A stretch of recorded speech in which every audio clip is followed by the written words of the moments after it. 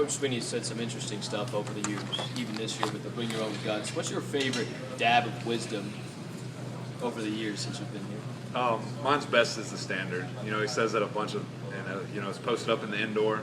But I think that a bunch of our guys are really taking that to heart. And I think that's been a huge impact on our team. Guys take that, whether it's in the weight room, the film room, whether it's the meals they eat. When best is the standard, we're held to a different standard like it says, and I think that we've really just taken that on a hold. Have you tried to come up with one of your own words? No, that's all him. I wouldn't want to take anything away from him. You worked so hard to get where you are, to get your role on this year's team. Just the journey you had to take. You stand on top of that hill, and you rub the rock, and everyone's looking at just you, not the whole team running down, but just you. What is that? What is that moment kind of like? Probably be crying like a baby. Been here 5 years. It's going to be a very emotional day. But at the end of the day, we got a football game to play. And so once we get down that hill and it's all said and done, we're going to be ready to go. But it's definitely going to be a great moment. In a lot of respects, you epitomize the five guys in the journey you took to get to left guard as a starter. It says a lot about you, but and the group as well. Can you characterize what those five guys or four guys mean to you? Right. It's just been a long journey. Couldn't do it without them, honestly. Ryan, Joe, those guys have really helped me throughout my career, just mold me into the lineman that I am today. Very difficult process. It's something that I feel like, it takes a lifetime to be a good lineman. You constantly are learning new techniques and trying to perfect your trade. So there's no doubt that I couldn't do it without Joe Gore and Ryan Norton. Jeff Scott said the other day that other than perhaps Deshaun's ascent, that the offensive line might be the best story about this offense. I think it's just that negative aspect that we kind of had at the beginning of the year, that we would be the low point of the team. So it's always good to have that kind of story to where they prove everyone wrong. But we're just doing our jobs every week.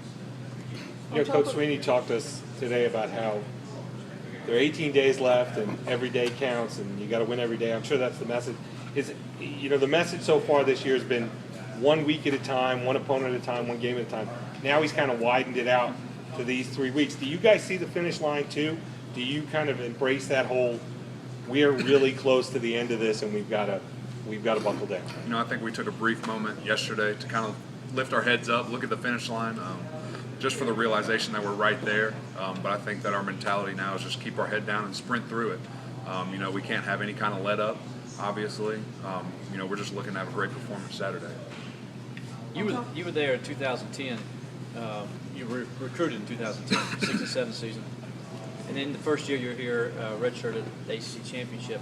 Can you talk about how you've seen this program from the time you recruited to now, where it's just light years different than what it was?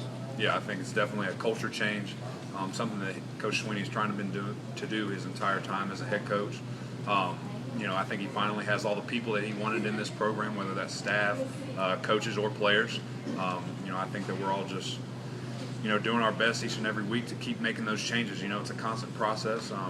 There's probably going to be headaches and hiccups on the way. But I think it's just been great for this program, the things that he's been able to do, and hopefully for years to come that'll be the same thing. When you came here and been recruited in that 6 and 7 season, did you think you could be like this by the time you were a senior? To say that we would have 5 10-win seasons in a row, 2 11 wins a couple of years ago, maybe not, but I knew with the recruiting class that we had, the personalities, the closeness that we had, and we, have met each other maybe 2 or 3 times. I knew that we were going to kind of be that building block to where we could build and, just that foundation, if you will, for the program. And, it's been pretty amazing to watch it develop. Getting back to that 18-day window change in vision, I mean, it is a departure from what you guys have been doing.